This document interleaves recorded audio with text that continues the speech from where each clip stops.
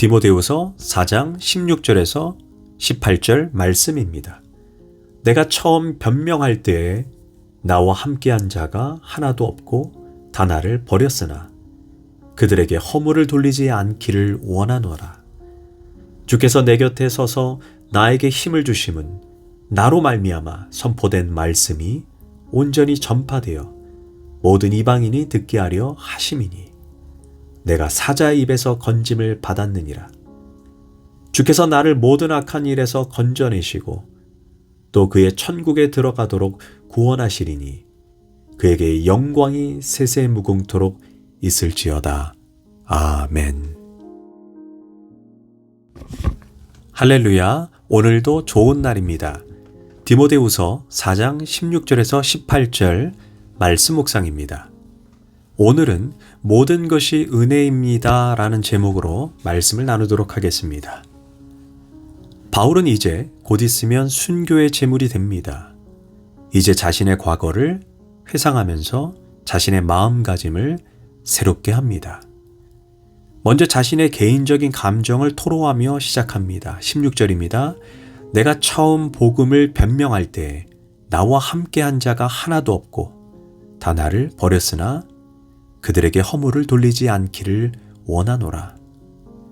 어떻게 보면 가슴 아픈 일입니다. 함께했던 자들이 결국 모두 다 떠났다는 것입니다. 물론 다 이유가 있겠지만 무엇보다 중요한 것이 동기에 문제가 있었다는 것입니다. 바울이 복음을 전하자 수많은 사람들이 모여들고 루스드라의 안진뱅이를 치료하고 빌립보에서 귀신을 쫓아내고 심지어 바울의 몸에 댄 수건을 가져다가 대면 악기가 떠나가고 질병이 치료받았습니다. 유두고라는 죽은 청년도 살려냈습니다. 사람들은 그 순간 박수를 치고 환호하고 존경을 했을 것입니다. 더구나 거기다가 좋은 교훈의 말씀도 듣습니다. 이런 사람과 함께라면 무엇인가 내게 큰 이득이 될 것이라고 생각이 듭니다. 그러나 시간이 지나고 보니 자신이 기대했던 것이 이루어지지 않고 도리어 바울 선생은 여러 번 감옥에 갇히고 핍박을 당하고 능욕을 당합니다. 그러자 그들은 떠났다는 것입니다. 즉, 첫 번째 동기가 잘못되었다는 것입니다. 그러나 아시는 대로 예수 믿는다는 것이 뭡니까? 동기 변화에서 오는 것입니다. 처음의 동기를 끝까지 가지고 가서는 안 됩니다. 가면서 자신의 마음의 동기가 바뀌어야 합니다. 처음에 대접받고자 하는 마음으로 왔다가 나중에 대접하는 마음으로, 사랑받고자 하는 마음으로 왔다가 사랑하는 마음으로, 때로는 세속적인 어떤 욕망이 있어서 왔다가 어느 시간에 도리어 하나님 앞에 감사하고 헌신하는 그런 사람으로 바뀌어지는 것입니다. 그렇게 바꾸어져야 진짜 예수 믿는 사람이 되는 것입니다. 병 고치러 왔다가 예수 믿는 사람이 되고 장가 가려고 나왔다가 예수 믿게 되고 자식이 하도 속썩여서 나왔다가 참 크리스천이 되고 그런 것이 신앙의 여정입니다. 어찌하든 처음 동기는 순수하지 못할 수도 있습니다. 그러나 말씀 안에서, 성령 안에서, 세속적인 것에서 신령한 것으로, 세상적인 것에서 영원한 것으로 동기가 변화하고 승화하는 것, 그것이 예수 믿는 것입니다. 그런데 처음에 사도 바울을 따를 때 어떤 목적으로 따랐는지는 모르지만 그들은 동기 변화를 일으키지 못했습니다. 처음에 따랐던 사람들이 바울이 핍박당하는 것을 보고 예수 믿는다는 것이 참 힘들다는 거, 넓은 문이 아니고 좁은 문이며 더구나 순교 상황이라는 거, 예수 믿고 구원받으려면 죽어야 한다는 거, 쉬운 것이 하나도 없습니다. 그래서 예수님을 따르던 수많은 무리들도 예수님이 십자가를 질 때 다 도망간 이유일 것입니다. 교회 안에서도 사람들이 개인적으로 이 목적 저 목적 가지고 교회를 다닙니다. 그런데 뭐 좀 뜻대로 안 된다고 할 때 그만 떠나버리고 맙니다. 이 시간 스스로 한번 질문해야 합니다. 도대체 무엇 때문에 예수를 나는 믿고 있는 것인가? 나는 무엇 때문에 교회에 나왔는가? 스스로 질문해야 합니다. 누가 알아주느니 안 알아주느니 뭐가 섭섭하다니 이런 이야기를 합니다. 그런데 사실 섭하긴 뭐가 섭합니까? 천국 가는 길에 섭하고 자시고가 어디에 있습니까? 그게 무슨 대수입니까? 사람이 알아주면 뭐라고 안 알아주면 뭐랍니까? 그게 무슨 대수입니까? 그까짓 것으로 신앙이 흔들린다면 아니 그게 도대체 몇 푼짜리 신앙입니까? 바울이 처음에 나와 함께한 사람들이 나를 떠났다는 말을 우리는 스스로에게 질문해 봐야 합니다. 그런데 그 다음 구절이 바울의 깊은 신앙을 보여주고 있습니다. 그러나 그들에게 허물을 돌리지 않기를 원하노라. 이 말이 무슨 말입니까? 아직도 기다린다는 말씀입니다. 수십 년을 기다렸고 이제도 돌아오기를 기다린다는 것입니다. 이제 만약 허물을 저희에게 돌린다라고 했다면 그게 심판입니다. 그들이 못 돌아오는 것입니다. 그러나 문을 열어놓고 있습니다. 지금이라도 생각을 바꾸고 참신앙으로 돌아오기를 바라는 마음입니다.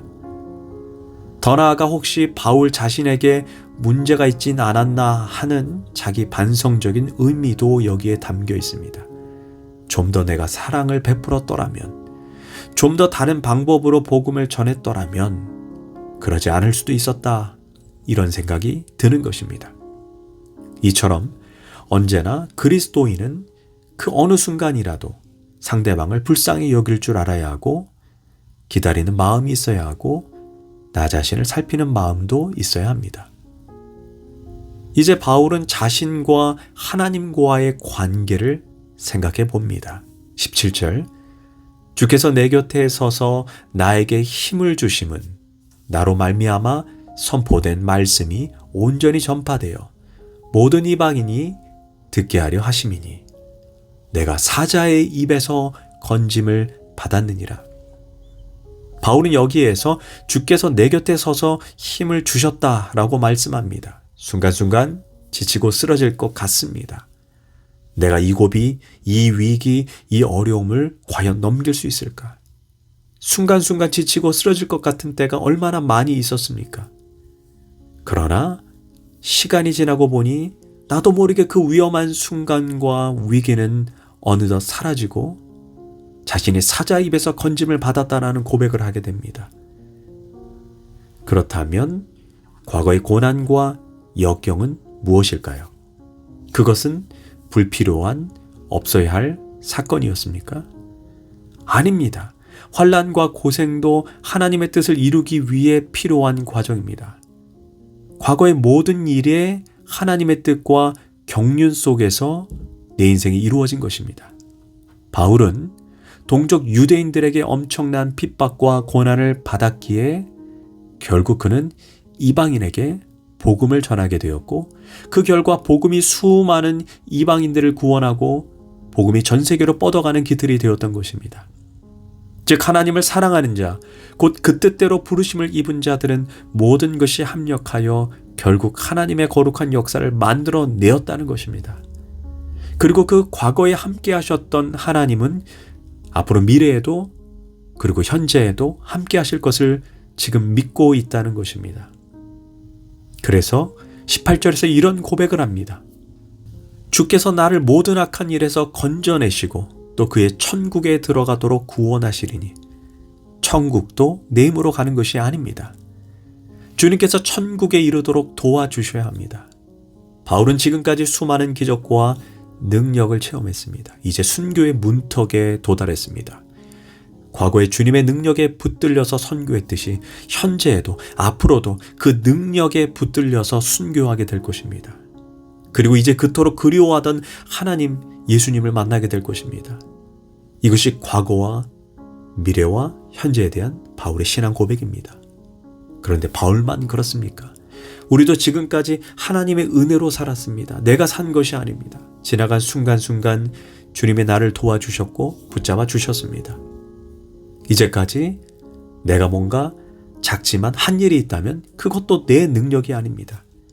주께서 힘을 주셨기 때문입니다. 그리고 이제 앞으로 남은 천국 가는 길, 그곳에 가기까지의 모든 과정과 코스도 하나님이 정하시고 능력을 붙들어 주실 것입니다.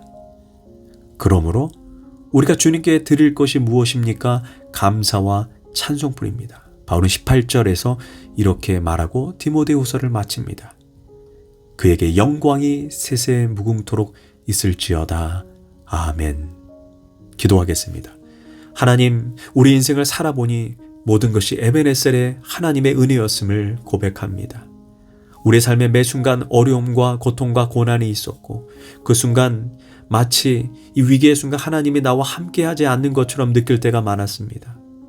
그러나 인생을 살아보고 뒤돌아보니 나는 몰랐지만 하나님의 보이지 않는 손은 나를 끊임없이 붙잡고 있었고 나와 함께했고 나와 동행했습니다. 나는 순간순간 하나님을 원망했지만, 나는 순간순간 하나님의 손을 놓았지만 하나님은 나를 한 번도 놓은 적이 없었음을 깨닫게 됩니다. 그 모든 것이 은혜였습니다. 그리고 그 과거에 함께했던 하나님은 오늘도 나와 함께 하실 것이고 미래에도 천국 가는 그날까지 함께 하실 것을 믿고 바라보니 정말 너무너무 감사하다라는 고백밖에 할 수 없습니다. 주님, 오늘 디모데후서를 마치면서 우리에게 앞으로 남겨진 인생의 그 사명의 길에서 주님만 바라보고 달려가는 복된 인생 될 수 있도록 하나님 인도하여 주시옵소서.